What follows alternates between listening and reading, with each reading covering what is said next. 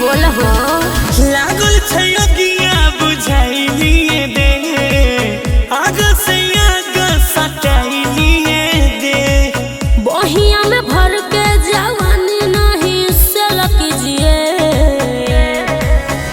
गरम सरसों का तेल कीजिए ए भतार तब खेल कीजिए गरम सरसों का तेल कीजिए ए राजा जी तब खेल कीजिए। अरे मन नहीं माने छै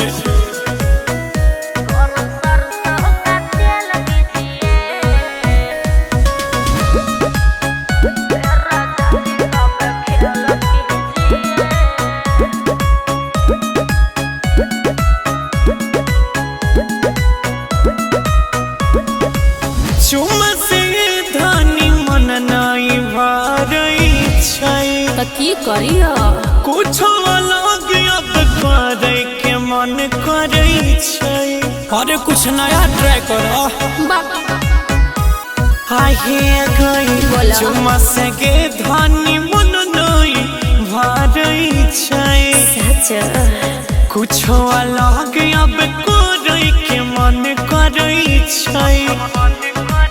जो भी करना है लगे आके अकेल कीजिए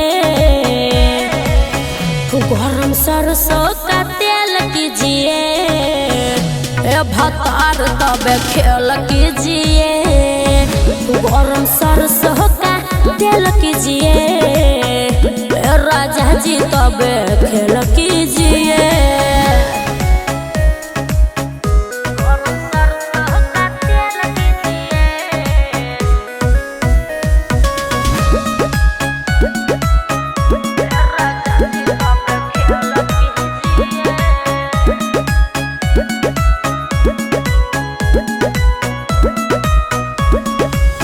होई बर्दाश्त नहीं देहिया में साटा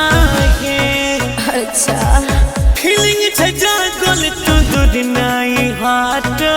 है तो लग गया हमारा मन के जुड़ावा रानी ओके। अरे आबो ने होई बर्दाश्त नहीं देहिया में साटा है अच्छा फीलिंग छै जागल तू दूर नहीं हटा है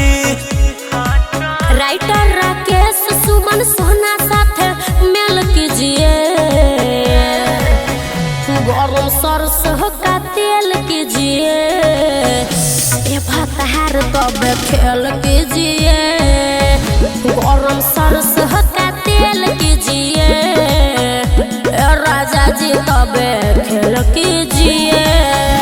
समझे क्या।